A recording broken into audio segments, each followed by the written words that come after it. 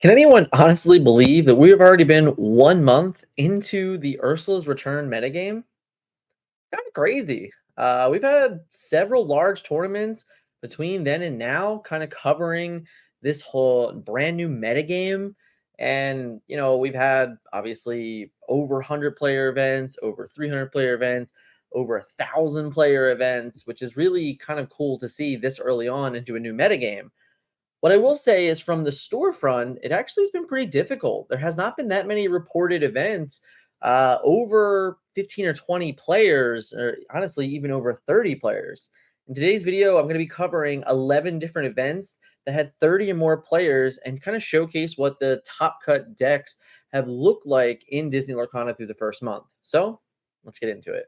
The top decks in June, technically in May as well, if we're getting all sorts of technical, but I digress a little bit here. You can see here that is 84 decks in top cuts of tournaments with at least 30 or more players.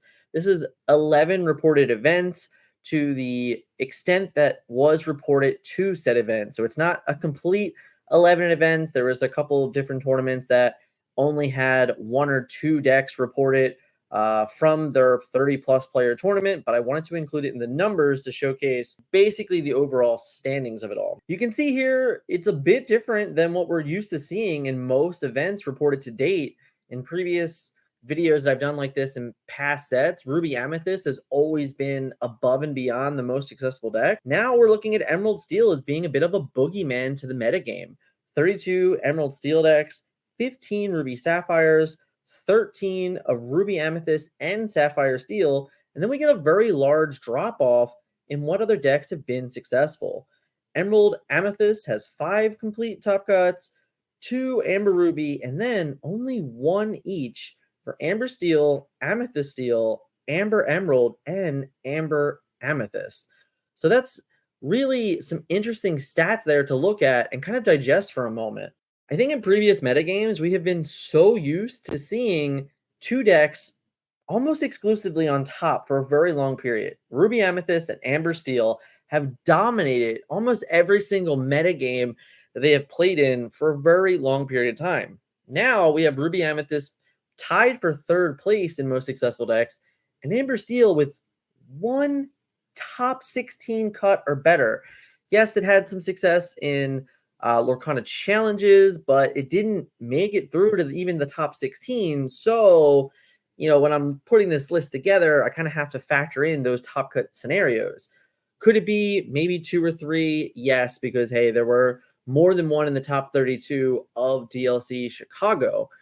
But in other events, it's been nowhere to be found. We are going to look at the one list from Amber Steel that has been successful. I think it was a 50 plus player tournament in this video, while looking at some of the more recent decks this week as kind of a discussion around the development metagame that we can see showcased here. This kind of crazy world of Emerald Steel being a straight boogeyman. I'd love to know what your feelings are in the comments about that. If, is Bucky too good? Is Diablo too good? Is it maybe time for Ravensburger to finally get involved? I love to know your thoughts as a viewer on that subject because I think it's a touchy one. I think there are a ton of people that really dislike this playstyle, but then there's a lot of people that believe that it should exist. Kind of hard stance to be a part of. Definitely one that I would love to discuss even further. Hit me up in the comments. Let me know. For now, let's talk about that deck and maybe why it's been so successful. From the very first events hosted for Ursula's Return till just this past weekend, Emerald Steel has definitely been the boogeyman of the format. Winning 2 really large events, securing another win in a smaller event here, but still picking up another win, a 65 player plus tournament. This tournament was 7 rounds, had a top 8, all played in one day. A lot had to be done. And honestly, Austin Britting was on stream a ton, which was a lot of fun to watch in general. But you could see pretty much all these games played by this player probably on the Lore 20 Pro YouTube anytime this week is my guess. But in general, this deck is really just kind of crushing it in the metagame. Let's talk about it a little bit. I think the core has been established for Emerald Steel moving forward. This world of understanding that Diablo and Ursula are just 2 of the most threatening characters in the game, And there's really not much of a reason to play one without the other. Having the ability to really shift lines and metas in any world, that you can have a turn one Diablo followed by a turn two Bucky to shift Diablo, and then follow up that with a Ursula. You're basically demanding so many answers out of so many cards so early in the game that to not do that, you're probably not giving it your best effort, in all honesty. Now, while this deck list comes in at an incredibly price tag of over $800, because of Diablo and Ursula really going up in value, along with Robin Hood and Beast. You're just a 16 legendary of some of the most playable legendaries in Disney Lorcana. So, yes, this deck is definitely not a cheap one, and it's definitely a true commitment to the craft. The boogeyman of the format is very clear. Bucky is dominating every single game that he hits play on turn two. It's causing a lot of frustration in the community, in all honesty. What I think is really funny to kind of note here is that I was finally a viewer this past weekend. For the last 6 to 8 weeks, I have either been a caster for tournaments or I have been playing in the DLCs. I have not spent a ton of time watching and following along in chat rooms of Disney Lorcana during these events. And what I can say is it felt like, as the viewer and the audience didn't want to watch Emerald Steel. It was really against seeing this deck be played because, in all honesty, it creates a lot of games that are just like play off the top of my deck. And yes, that can be exciting and there could be some fun storytelling to that. But it can also be like, oh, they're just playing a game of war, and a game of war doesn't really have much skill or strategy. So because of that, it's kind of really not fun to watch or participate. So I can kind of see it go either way. But it was very interesting to me as a viewer to see so many players really asking to watch other decks be piloted, even if Emerald Steel was being played by some of the better players kind of in the community in Disney Lorcana. Just something to note, something that I definitely noticed. What I want to say for certain that I need to get this right away is huge shout out to 20 Lord Pro. You guys hosted an incredible event. It was a lot of fun. 2 very long days of streaming. So shout out to the commitment from me to you. That was very impressive. And definitely look for them on YouTube. All the videos from all those gameplays, maybe even some of the interviews, etc. I imagine will be on their YouTube channel this week. So if you haven't yet, go check them out. They deserve it. They earned it this weekend. They killed it. Thank you guys so much for kind of keeping my weekend entertained. Now, Emerald Steel, Boogeyman, let me know one more time. Comments, yay, nay, ban something, leave it alone. It has a purpose. It's awful. Just let me know in the comments. I'd love to know because it's really, to me, like this incredibly tough conversation right now amongst the Disney Lorcana community. So I'd love to know where you're at and your stance on this. Let's talk about the next deck. Ruby Sapphire picked up a second place victory in the Lorcana 10K that had 164 players at CCS in Stone Mountain, Georgia this past weekend. And I really liked watching this list, but I can say for sure that Enrique made specific choices and decisions based on a metagame that he really wanted to see. You can notice here that there are 0 Fishborn Quills in this list. By the way, it says it's 59 cards. I'm willing to bet the missing card is a third Be Prepared. I could be wrong. If I'm wrong, I'll just add it in post. But yeah, I'm pretty sure it's a third Be Prepared. But there are 0 Fishbone Quills in this list. And instead, we have the tech card that I was actually talking about in our most recent video, the best tech cards for Ursula's Return. Great Stone Dragon really came out to play. This was a perfect meta call for a Sapphire metagame. There was a ton of Sapphire Steel, a ton of Ruby Sapphire decks, and this deck was able to grind through all the Sapphire matchups utilizing the resources created by Great Stone Dragon. And then honestly, even in the finals in which he was playing against Ruby Amethyst, the game he won, Great Stone Dragon gave him 5 additional ink in the game, letting him get up to 15, 16, maybe even 17 ink without ever needing a card ink from his hand. That was really incredible to see. It was the first time I had really saw the effort that Great Stone Dragon could be put in on stream. So it was very cool to see that card really come to action. Aside from that, this list is pretty straightforward. It's doing exactly what you want it to do, utilizing the Sapphire ramp to just kind of control the game as early as possible with the Ruby core package. Every Ruby card here, aside from 3-call Sisu, is basically a 2-for-1 or a 1-for-1 or even more than that, printed in the text box. And honestly, even Baby Sisu has the clear ability to do that as well. And after you're done removing everything, Lucky Dime will just sure up wins for you and kind of just ride home a lot of victories just based on your turn 2 one jump ahead into your turn 3, how far I'll go. And from there, you're just off to the races and running. I think Ruby Sapphire is a very strong deck in the metagame. And there is a world where you might have to start thinking about the Ruby Amethyst match a little bit more, but I digress for now. I think this deck is pretty damn powerful and a really good choice in the hands of a good pilot. Now let's take a look at the winning list from the CCS 10K this past weekend. Luca Serrano, huge shout out to this kid. For those of you that do not know, Luca is a 15-year-old kid that lives in North Carolina.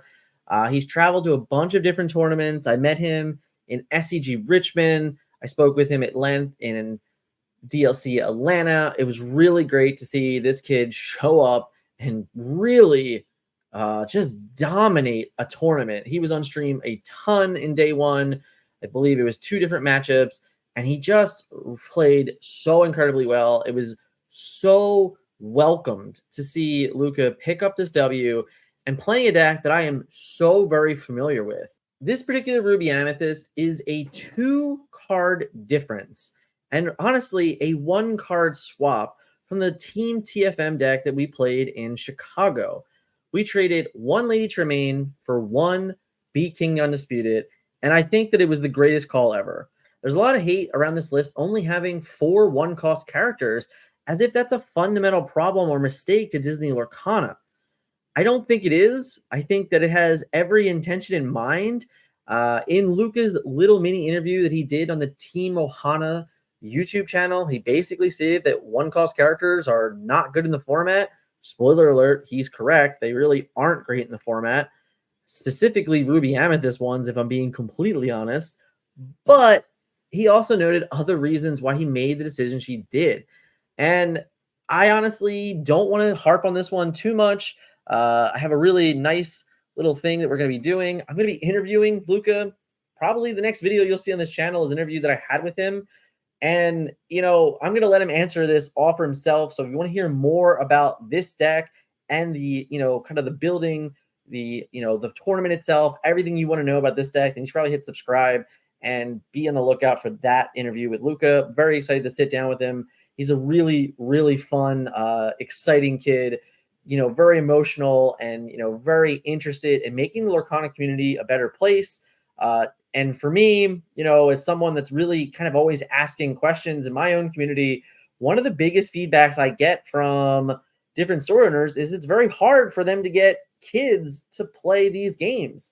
So hearing that a 15-year-old kid came in and won a $10,000 tournament with 164 players is like pretty awesome. And I hope that, he is kind of an inspiration to other kids around his age getting into card games and showcasing that you're definitely not outmatched by anyone in your community. Put the work in, put the effort in, you're going to be successful. So huge shout out to Luca again. Cannot wait for the interview. Make sure you hit subscribe if you want to check it out. Let's check the next deck. Sapphire Steel picked up a 8th place finish, losing to the Ruby Amethyst deck that we just discussed in the 10K, the CCS this past weekend. There's been a real interesting conversation recently about one jump ahead versus Mickey Mouse Detective. And I think it's a really good and interesting conversation. What I can also say is that right now it's looking like Sapphire decks that are either Ruby or Steel are choosing fundamental different lines for ramping and then different ways to utilize said ramp. In the end, they're both realistically trying to win with Lucky Dime, as anyone should. Tamateo, definitely pulling its weight. Ariel, obviously doing it as well.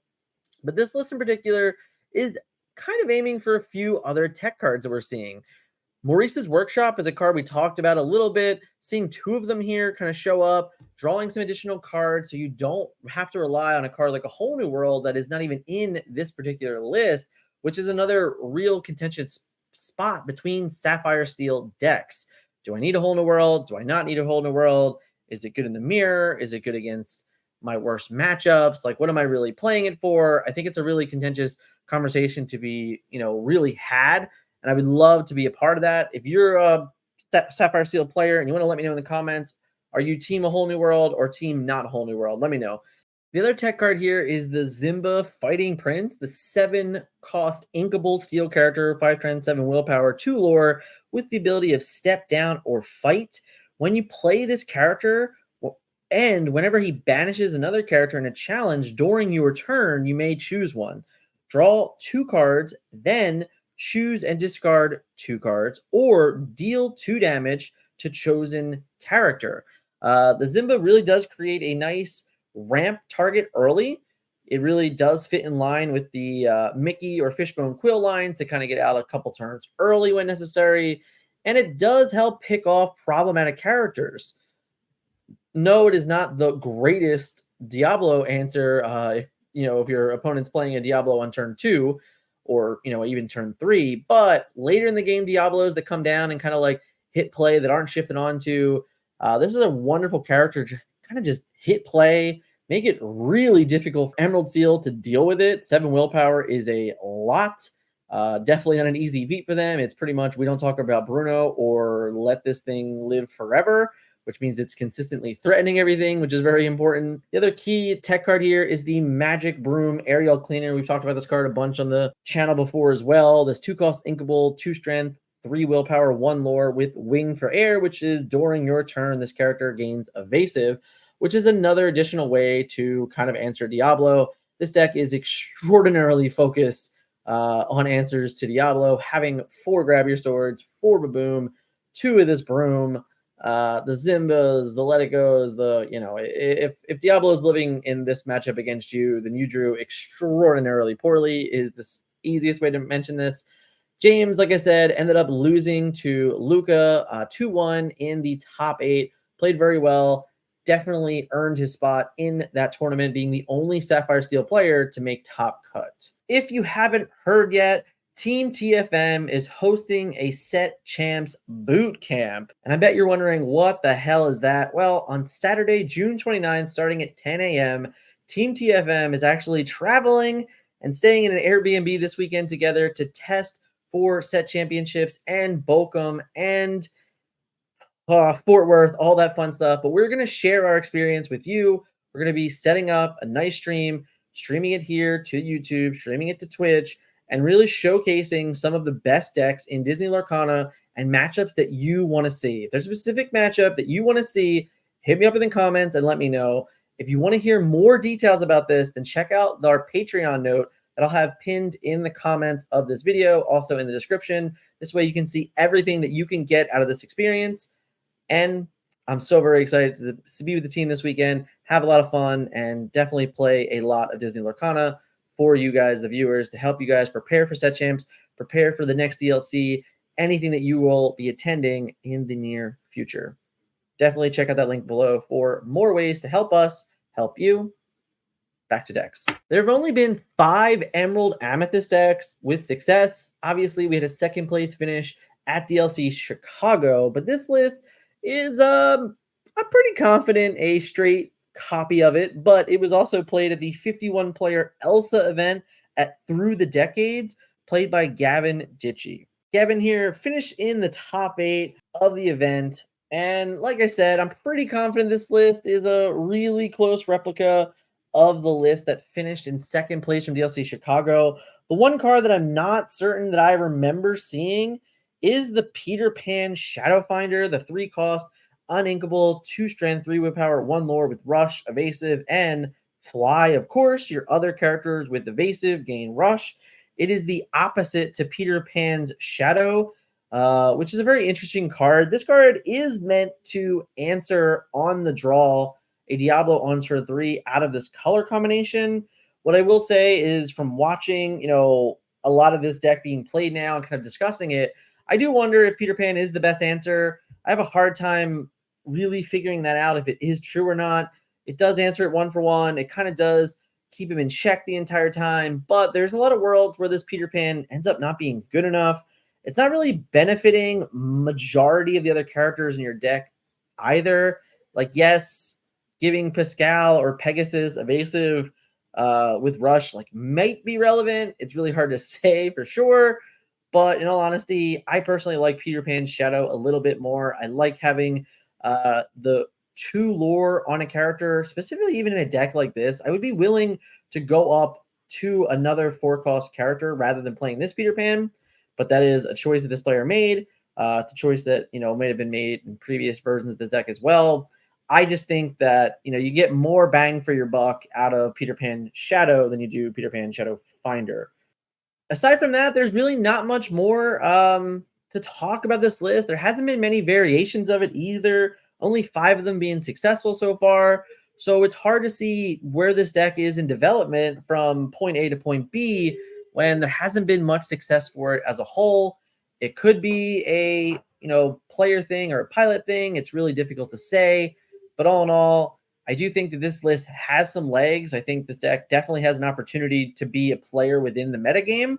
It might just be about figuring out how to incorporate the most recent tournament reports to the metagame to show the best version of this deck moving forward. Time will tell. I'm sure there are diehard Emerald Amethyst players that want this to be successful, and I expect it to kind of remain within the metagame at least a little bit of showcasing its power, because any deck with Diablo probably has at least a chance to win some tournaments. Tailman Purple came with the hot sauce this past weekend, finishing in the top 8 of the CCS 2K this past weekend. Honestly, this list has several cards on it that I think if you're looking at the screen right now, you're probably going like, what in God's green earth is going on? But nonetheless, I think that's cool. I think it's awesome. I think it's respectable.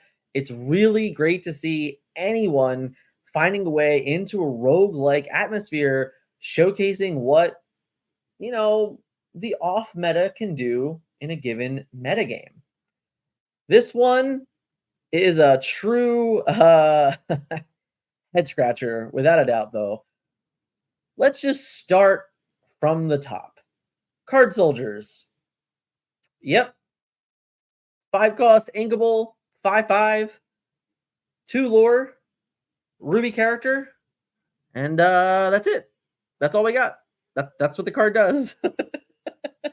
Hey, stat 6 or stat 6, and honestly, this card was in play a lot this past weekend. It was really fun to see it hit play, and then everyone in chat go, "Is that a Card Soldiers?" Question mark. The Queen of Hearts was the additional draw power this deck certainly needed. Goofy, the Super Goof, definitely picked up a ton of lore and even won some games, kind of on the back foot of needing extra lore that opponents were not expecting. Prince Eric definitely handicapped a lot of decks this past weekend, especially in a world where you can give Prince Eric evasive, and all of a sudden now your Prince Eric is either a 2 lore evasive character just gaining a bunch of lore, and when necessarily trades into another character, kind of removes it, and then also gets a second combo out of it. Really good. Rapunzel. Oh my goodness. When you play Mother Gothel on 2, 1 jump ahead into Rapunzel on 3, draw 3 cards, and run your Mother Gothel into another character, that's pretty good, guys.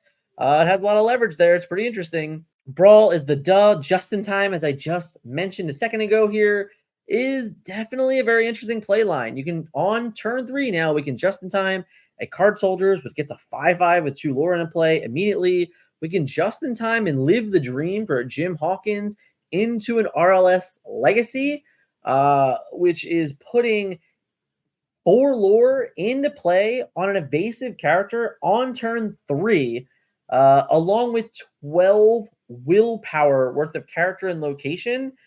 I'm not positive if there's anything better that you can do for 3 ink in the game, but God, does that feel insanely powerful when everything lines up for you. We can also play Queen of Hearts off of this, and very often I did see, Talman Purple sitting around 3 ink for a few turns and just utilizing just in time to put cards like Prince Eric, Rapunzel, and Super Goof into play as well. Sisu, just the gigantic stat stick, if we're being completely honest. Tuk Tuk is one of my favorite characters in Disney, period. And I love this character. I think it's definitely underrated in the game. I love seeing it show up in a deck just like this. I'm excited to see if Tuk Tuk can kind of remain a metagame stay here moving forward in general. If now seeing this Tuk Tuk do what it did, if it does kind of breathe life to any other concepts, once now that, I just think it's really common for when you see a strategy like this come out, people start thinking like, "Oh, well, that was really cool. I wonder if we can do that somewhere else." And I think Tuk Tuk is a core card here. I think that in this Ruby location strategy, honestly, even though we have two Amber locations here, I think that the Jim Hawkins and the Tuk Tuk are kind of close. They're kind of the reasons why you might be able to get away with this. So I really would love to see Tuk Tuk be successful moving forward. Of course, Lumiere kind of makes everything just a little bit stronger, gives you the buff and strength, gives you a little bit better, more favorable trades. 6 strength, card soldiers, 5 strength, Jim Hawkins, a 3-4 Goofy. It really does increase the odds here of like what you can get away with Prince Eric and things like that. A 4-4 Mother Gothel is pretty great. And then the locations are all pretty interesting. So RLS Legacy is an 8 willpower card with 2 lore. Tiana's Palace is 8 willpower for 1 lore. And then the Underworld is a 6 willpower for 1 lore, but the ability to have a Hades on any character when questing at this location. So it's very interesting, everything that you can do here. It really is a deck that's just strictly saying willpower is king in Disney Lorcana, and you need to answer my willpower on my lore to kind of compete with this deck. I think it was very interesting seeing it played all weekend, really getting a feel for the deck. I will say, from my point of view, the deck can have extraordinarily slow starts against Emerald Steel. If they get to you early enough and you don't have a hand and you don't combo out the correct way, you have a lot of dead draws in your deck. Getting to 4 or 5 ink naturally can be really difficult without a good Rapunzel heal or without a good Queen of Hearts line. So you can definitely kind of fall behind in the game pretty quickly and like almost have zero way to jump back into the game. So that is something to be noted. Aside from that, I think on the play, you do really powerful things. As I said, in a world where you can just in time on 3 on the play into a Jim Hawkins and RLS Legacy, I think it's really difficult to lose that game in almost every single matchup. So, when you have lines like that, then there's probably exploring worth. I think now this deck list being out there, having seen some light of day for some people to go and watch some gameplay for, and really start, kind of giving a little bit of a microscope to this concept, you might see a development in this deck and definitely ways for it to get better. Time will tell, but huge shout out to Talman Purple for putting on a nice show this past weekend and giving everyone someone, a little something different to talk about. All right, guys. So we did just talk about Amber Ruby, which is cool. I also want to talk about Amber Steel and Amber Emerald and kind of Emerald Amethyst, because of all of those that I just said, there's only 5 Amber decks in total in top cuts in reported events. Is Amber the weakest ink in Disney Lorcana? Is it just like not offering anything? Because its success is low. I mean, like extraordinarily low. So, are we missing something? Is it just honestly because it doesn't have the answers to Diablo? Doesn't have the answers to Bucky? Is that really just kind of like playing this key factor around it? Let me know in the comments what you think Amber's, biggest issue right now is in Lorcana. I would love to know, because it really does have a ton of powerful cards. But it feels like right now it is certainly missing something to be successful in the Lorcana metagame. But for now, let's take a look at these lists real quick. So the key to combo discard deck played by Chris Anderson finished in second place in a 51 player Enchanted Elsa tournament at Through the Decades. So this is a list that I'm honestly incredibly familiar with. I spent a lot of time playing versions of this leading up to Chicago. I think the deck is so goddamn fun to play, in all honesty. I do think it's one of the most difficult decks I've ever played in Lorcana. You really have to make every single decision correct in order to even give you a remote chance of winning uh, almost every matchup, which is kind of insane. What I will say is the specific card in this particular list that I have not seen in, I'm not sure, any list to date is Sir Hiss, the Aggravating Asp, which is a 2-cost inkable emerald character with 3 strength, 1 willpower, and evasive. What this does is it kind of gives you a way to answer opposing Diablos. This list is really good about bouncing Diablos back to hand, utilizing the muses and songs and things like that. Obviously, you can under the sea a Diablo away, which is like the best case scenario on average. You can also, on occasion, we don't talk about Bruno it, but Sir Hiss is like, hey, I'm on board and I'm just a generic threat to you. You have to have kind of the removal or song to go along with your shifting Diablo to get rid of the Sir Hiss, which can definitely be annoying. But what I think that most people won't acknowledge is that this deck's hardest time is winning. The deck can control the game for a million turns, but it is so difficult to actually gain lore while you're doing that. Sir Hiss, in the end, is just a lore character that, if we tie him in with Diablo and we're only ever gaining 2 lore a turn, that's okay because at least we're gaining 2 lore a turn. Gaining 2 lore over the course of 10 turns, which I think to many sound ridiculous, but anyone that's played this deck would understand that gaining 2 lore a turn over the course of 10 turns is much better than gaining 0 lore over the course of 10 turns.